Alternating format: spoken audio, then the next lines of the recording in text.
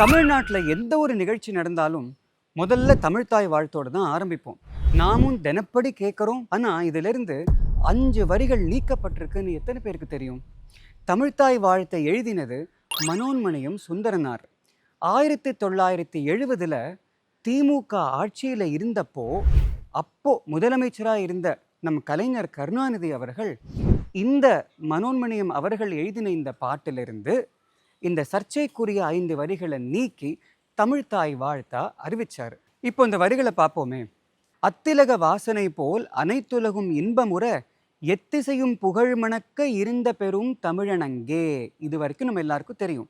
இதுக்கப்புறம் நீக்கப்பட்ட 5 வரிகளை இப்போ பார்ப்போம். பல் உயிரும் பல உலகும் படைத்தளித்து துடைக்கினும் ஓர் எல்லையறு பரம்பொருள் முன் இருந்தபடி இருப்பது போல். அதாவது உலகத்தில் இருக்கிற உயிர்களை படைத்து காத்து அழிக்கக்கூடிய அந்த இறைவன் எவ்வாறு ஆதியும் அந்தமும் இல்லாமல் எப்போதும் இருக்கிறானோ அதுபோல தமிழ்த்தாயே நீயும் நிலைத்து நிற்கிறாய் என்று இறைவனுக்கு ஒப்பாக அவர் பாடுறாரு. இப்போவே புரிஞ்சிருக்கும் ஏன் நம்ம கலைஞர் ஐயா இதை தூக்கினார்னு. ஏன்னா திமுக இறை மறுப்பு கொள்கையிலிருந்து வந்த கழகம். இந்த 2 வரிகளை தூக்காட்டாதானே ஆச்சரியம். இப்போ அடுத்த 2 வரிகளை பார்ப்போம். கன்னடமும் களிதெலுங்கும் கவின்மலையாளமும் துளுவும் உன் உதரத்தே உதித்து ஒன்று பலவாகிடினும். இதில் சுந்தரனார் என்ன சொல்கிறாரு? கன்னடம், தெலுங்கு, மலையாளம், துளு ஆகிய மொழிகள் எல்லாம் உன் உதரத்து, அதாவது வயிற்றிலிருந்து தோன்றிய மொழிகள் அப்படின்னு பாடுறாரு. இதுக்கு பின்னாடி ஒரு பெரிய உண்மையே இருக்குது. நம்ம இப்போ பேசக்கூடிய தமிழ், மலையாளம், கன்னடம், தமிழ், துளு இன்னும் பல திராவிட மொழிகளுக்கெல்லாம் மூல மொழியாக விளங்கியது நம் தமிழின் ஒரு மூத்த முந்தைய வடிவம் அப்படின்னு மொழியியல் வல்லுநர்கள், தட் இஸ் லிங்குவிஸ்ட், அவங்க இதை சொல்கிறாங்க. இருந்தாலும் இந்த கருத்தை அதிகாரப்பூர்வமாக நம்ம பாடினா பக்கத்து மாநில மக்களை புண்படுத்துகிற மாதிரி தானே இருக்கும். அந்த நல்ல எண்ணத்தில் தான் நம்ம கலைஞர் ஐயா இந்த 2 வரிகளையும் தூக்கினார். இப்போ அடுத்த வரியை பார்ப்போம். ஆரியம் போல் உலக வழ கழிந்தொழிந்து சிதையா உன் சீரிழமை திறம்பி என்று செயல் மறந்து வாழ்த்ததுமே. நம்ம நாட்டில் எத்தனை பிரச்சனை இருந்தாலும் தமிழ்நாட்டில் முக்கியமான ஒரு பிரச்சனை என்றைக்கும் நிலைச்சிட்டு இருக்கிறது. சம்ஸ்கிருதம் பெருசா தமிழ் பெருசா? சுந்தரனார் அவர்கள் என்ன சொல்கிறாரு? ஆரியம், அதாவது சம்ஸ்கிருதம் மாதிரி பேச்சு வழக்கு அற்று செத்து விடாமல் என்றும் இளமையாக இருக்கும் தமிழ் மொழியே உன் சீரிழமை திறம்பியந்து செயல்மறந்து வாழ்த்ததுமே. இதுவும் ஒரு சர்ச்சைக்குரிய கருத்து. எனவே இதையும் நம்ம கலைஞர் ஐயா நீக்கினார். தினப்படி தமிழ்நாட்டில் ஒலிக்கக்கூடிய இந்த தமிழ்த்தாய் வாழ்த்துக்கு இசையமைச்சது நம்ம எம்எஸ்வி ஐயா. அதுவும் எந்த ராகத்தில்?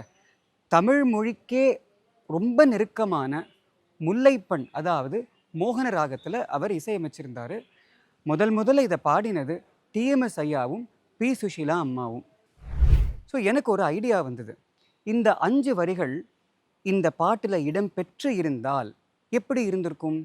ஸோ அந்த ஒரு கண்ணோட்டத்தில் மோகன ராகத்தில் அதாவது இந்த ஒரிஜினல் இசைக்கு பொருந்துகிற மாதிரி ஒரு ஐடியாவில் இதை இசையமைச்சு நான் பாடியிருக்கேன்.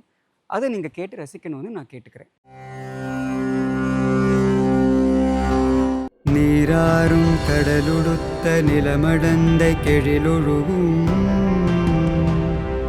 சீராறும் வதனமென திகழ்வரத கண்டமிதில் தெக்கணமும் அதிர்ச்சிறந்த திராவிடனற்றிருநாடும் தக்க சிறு பிறை நுதலும் தரித்தனரும் திலகமுனே. அத்திலக வாசனை போல் அனைத்துலகும் இன்பமுற எத்திசையும் புகழ் மணக்க இருந்த பெரும் தமிழனங்கே. பல்லுயிரும் பல உலகும் படைத்தளித்து துடைக்கினும் ஓர் எல்லையறு பரம்பொருள் முன் இருந்தபடி இருப்பது போல்.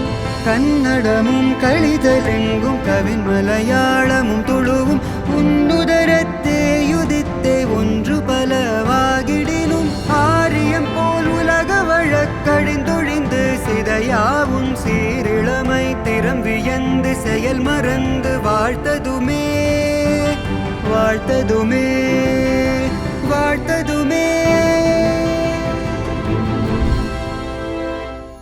Thank you.